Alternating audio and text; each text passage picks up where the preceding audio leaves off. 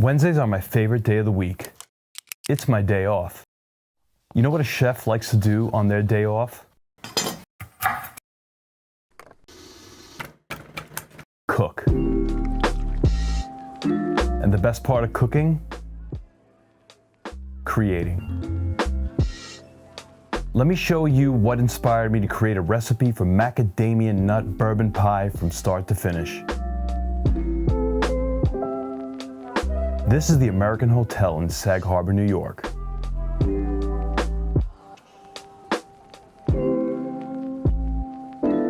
I've had great meals there for the past 30 years, but what stands out? Their macadamia nut tart.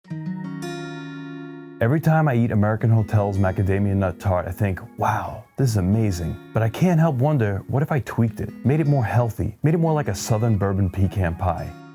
Here's the process I go through to come up with a recipe, and make sure you stick around for all the tips because the last tip is the most important one. Today I'm gonna go out on a limb. I'm gonna get a little spiritual on you.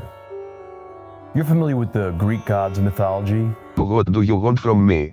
I'm gonna harness the god that launched the career of all Greek restaurants. Spiro, the god of Greek diner chefs. Something inside you makes you wanna create. It could be a dish, music, art, whatever. It's almost like you need to give birth to something that is uniquely yours. I find myself coming up with a recipe quite often. This signature French toast, well actually Polish babka French toast, has been on my breakfast menu since 1978. And I used to buy my babka from here, Acme Baking Company in Brooklyn. They made the best babka hands down until it burned down to the ground. So I was forced to come up with my own authentic Greek Polish babka. I got tired of feeling sick after eating ice cream, so I spent 3 months coming up with my own all-natural gelato recipe from scratch using just eggs, milk, cream, and sugar. What the heck does that mean? I want to recreate my bourbon pecan pie, but I want to make it with macadamia nuts. When I created my bourbon pecan pie years ago, I had no awareness of what was healthy, so my original recipe called for corn syrup. I just didn't know any better back then. I want to substitute the corn syrup in this recipe with a healthier alternative. I also want this to be gluten-free. You see, I'm putting the specs together for my recipe. I'm framing it out. The bourbon pecan pie I sell is not made with a gluten-free crust, but I got the best recipe for a classic pie crust from this book years ago. Martha Stewart happens to be wonderful in person and visits my restaurant. She featured us on her show. I even had hair back then. Back then, I wasn't as bald as a macadamia nut. Uh-oh, what's up? Oh my God. I just got the smacked out of me by Heston Blumenthal. This is gonna be one of the greatest videos on YouTube ever. Or anyway, Martha Stewart's pie crust. Get my pie crust out your mother mouth. Seriously, Martha? Get my pie crust out your okay, mother. Cool. It's cool. We're good. In it is a recipe for the flakiest and easiest to make pie crust I have ever come across. Which brings me to tip number 2. Don't reinvent the wheel. It's okay to use another person's recipe, just give them credit for it. It's also okay to tweak a recipe and make it your own. Still give some of the credit to the person who originated it. Respect. To keep things simple, I'm not even gonna make my own gluten-free pie crust for this yet, unless you want me to. Leave a comment down below. Also, leave a comment if there's a recipe you would like me to make or show you how to make healthier or differently.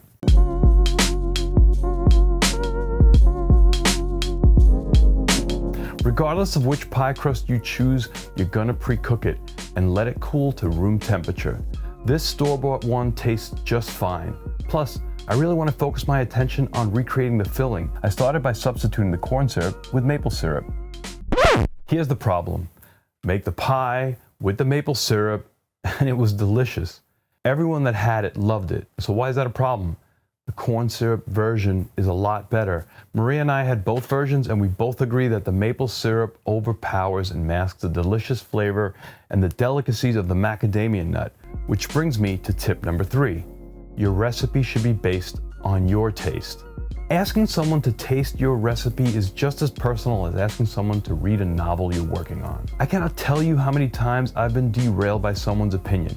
But you know what? Sometimes being derailed, it's a good thing. Which brings me to tip number 4.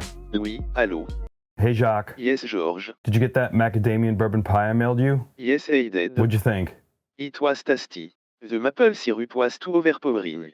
Why did you use such a shitty crust? Maybe pu Madagascar vanilla, in a mortar and pestle. And Choose who smashed you it want to with a critique jelly your on black recipe pepper, wisely. and maybe a pinch of flavoring lavender.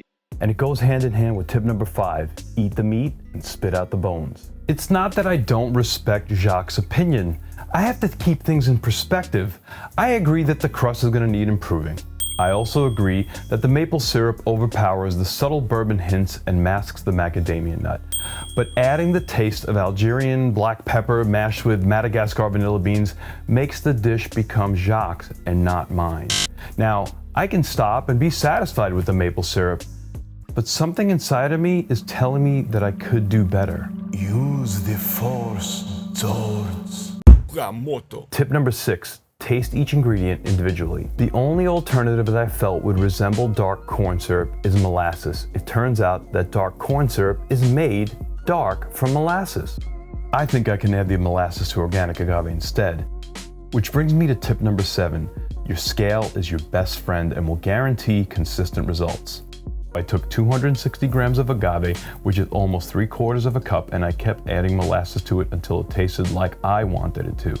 That amount turned out to be almost 1/4 US cup or 70 grams, and that brings us to tip number 8, write everything down. Now luckily I have excellent memory, so I don't need to write anything down. But if you don't have extraordinary memory like I do, take good notes.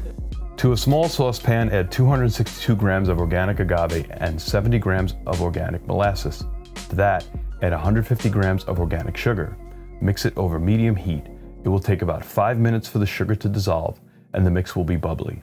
If you're working with an open flame, move the pot away from the flame and add 60 milliliters or 1/4 cup of bourbon to the bubbling syrup. In about a minute, the alcohol from the bourbon will burn off. Remove the pot from the flame and mix in 60 grams of grass-fed, room temperature butter. I like Kerrygold. Let this cool to room temperature. While you wait, cut the macadamia nuts in half and fill 1.5 cups or 350 milliliters. When the syrup is cool, whisk in 2 beaten extra large organic eggs and 4 egg yolks.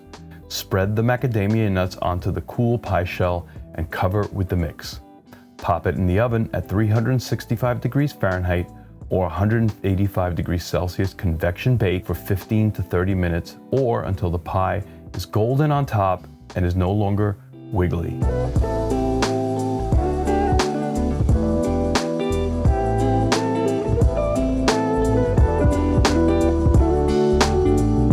Okay, so here I have both pies, one with the maple syrup and one with the molasses agave mix.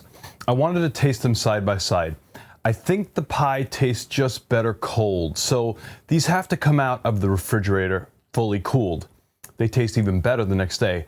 I also made a side of German Schlag to go with it. Schlag is just a dense, less sweet whipped cream made with 2 cups or 475 milliliters of organic heavy cream, 1/3 cup or 80 milliliters of organic corn-free confectionery sugar, and 1/3 cup or 80 milliliters of organic non-fat dry milk powder.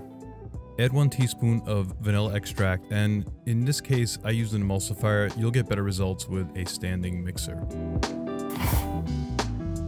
I'm gonna try the maple syrup one first, see what that tastes like. I like the Schlag. The Schlag kind of almost evens out the sweetness. Pretty much the same results I had before. It's good. It's delicious. You can't taste the macadamia nuts, but you can feel the texture, but the taste is just not there. Now, I'm really curious to try this one. This is the one with the agave and the molasses. That molasses really is a key ingredient. It really marries well with the bourbon, makes the macadamia nut flavor pop. And it tastes almost identical to the corn syrup version. Now, could I tweak this recipe even further? That's up to me. And it brings us to tip number 9. Let those creative juices flow and never be afraid to make mistakes. Mistakes are great. They're a pain in the ass, but they're great. The road to success is paved with trial and error, so embrace it. And finally, tip number 10, and this is the most important tip of all. How did you feel after you digested the dish? Doesn't matter how your dish tastes if you feel sick or bloated afterwards or the next day.